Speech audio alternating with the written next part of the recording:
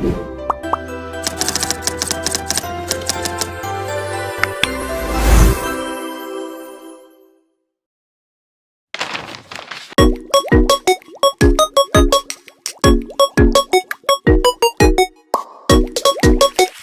singkat, model Azure adalah model yang memadukan penggunaan teknologi dan media pembelajaran untuk menciptakan proses pembelajaran yang lebih efektif dan bermakna bagi siswa.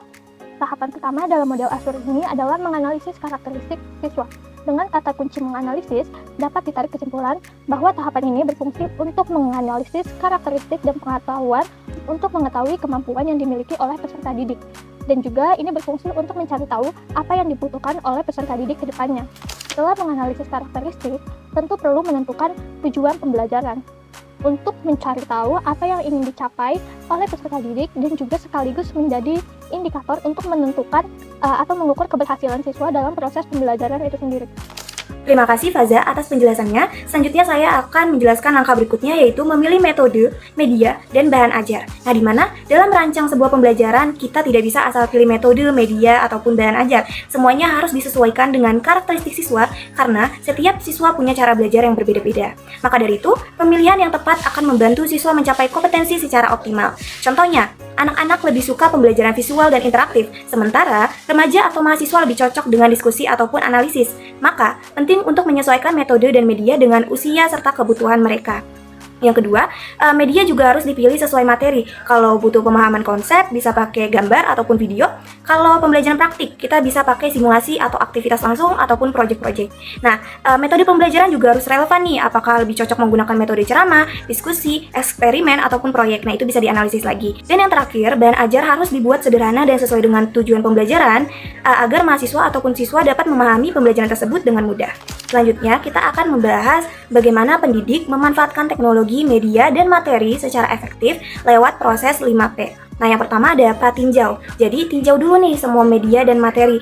Dipastiin kalau sesuai dengan tujuan pembelajaran. Yang kedua, menyiapkan teknologi, media, dan materi. Jadi, siapkan semua alat yang dibutuhkan seperti proyektor, laptop, ataupun komputer agar siap digunakan. Yang ketiga, ada menyiapkan tempat. Jadi, pilihlah lokasi yang sesuai. Pastikan fasilitas seperti listrik dan internet tersedia. Yang keempat, menyiapkan peserta didik. Jadi, pendidik harus memberikan gambaran nih materi dan dikaitkan dengan topik yang sedang dipelajari. Tujuannya untuk membangun minat dan fokus peserta didik. Yang kelima, menyediakan pengalaman belajar. Jadi, pendidik bisa menggunakan metode yang sesuai, baik ceramah, diskusi, praktik, atau eksplorasi tergantung pendekatan pembelajarannya. Nah, selanjutnya melibatkan siswa dalam pembelajaran. Pembelajaran ini akan lebih efektif jika siswanya itu ikut aktif, bukan hanya mendengarkan guru berbicara. Nah, saat siswa terlibat ini, mereka ini akan lebih mudah memahami materi dan lebih termotivasi lagi untuk belajar. Misalnya, dalam pembelajaran bahasa Indonesia, siswa bisa diminta untuk membuat cerita pendek atau puisi sendiri, daripada hanya mendengarkan atau membaca teori aja gitu, tentang struktur dari puisi. Nah, mendingan mereka ini membuat puisi sendiri agar mereka bisa memahami dengan baik. Kemudian yang terakhir ada evaluasi dan revisi pembelajaran. Setelah proses belajar selesai, penting untuk melakukan evaluasi untuk melihat apakah metode yang digunakan ini sudah efektif dan apakah siswa benar-benar memahami materi. Evaluasi juga berguna untuk mengetahui apakah ada yang perlu diperbaiki dalam proses pembelajaran. Misalnya, setelah mengajar tentang sejarah kemerdekaan Indonesia, guru ini bisa mengadakan kuis atau tanya jawab untuk melihat sejauh mana sih siswa ini mengerti. Dan jika nantinya banyak siswa yang menjawab salah, mungkin cara mengajarnya perlu diperbaiki, misalnya menggunakan video, animasi, atau situs-situs web yang bisa membuat pembelajaran ini akan lebih menarik lagi. Tentunya ada kelebihan yang kita dapatkan dalam model pembelajaran Azure, khususnya pada kurikulum Merdeka saat ini. Poin yang pertama yaitu menganjurkan dalam penggunaan teknologi. Nah, dalam kurikulum Merdeka sangat membuka ruang luas untuk pemanfaatan teknologi dan media digital terkini. Selain itu juga Azure menekankan untuk pentingnya pemilihan dan penggunaan media pembelajaran yang menarik dan relevan, sehingga dapat meningkatkan rasa penasaran pada peserta didik dalam belajar mengajar. Poin yang kedua yaitu memiliki struktur yang sistematis. Langkah-langkah yang ada pada Azure ini membuat pendidik atau guru lebih terarah lagi dalam merancang suatu pembelajaran, mulai dari tahap perencanaan sampai tahap evaluasi. Selain itu juga dapat membantu guru dalam menyusun model ajar atau RPP Merdeka yang standar. Poin yang ketiga yaitu adanya evaluasi dan perbaikan secara terus-menerus atau rutin. Nah, dalam tahapan evaluasi ini pun memungkinkan pendidik atau guru untuk melakukan refleksi dan meningkatkan kualitas dalam pembelajaran secara berkelanjutan. Hal ini dapat mendukung semangat refleksi guru dalam teaching journal yang dianjurkan dalam kurikulum Merdeka.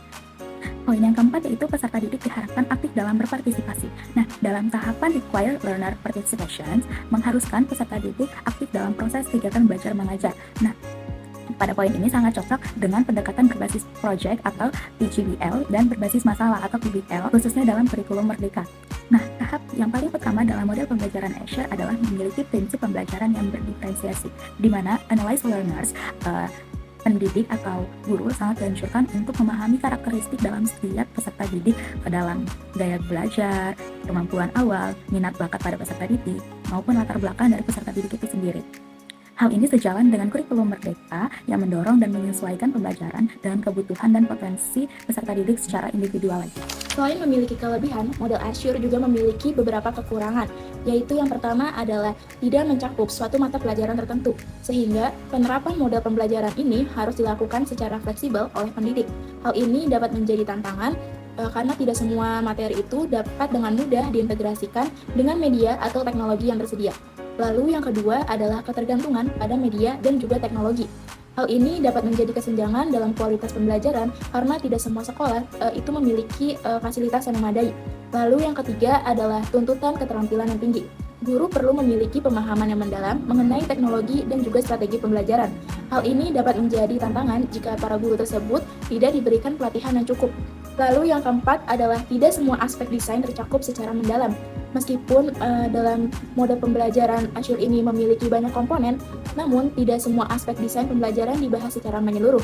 Akibatnya, guru harus melakukan pendekatan tambahan untuk mencapai pembelajaran yang lebih efektif. Lalu yang kelima atau yang terakhir adalah proses evaluasi yang kompleks. Evaluasi berkelanjutan membutuhkan waktu dan juga perhatian lebih. Sementara itu, guru sering sekali disibukkan dengan tugas lain sehingga mengurangi fokus pada penyesuaian strategi pembelajaran.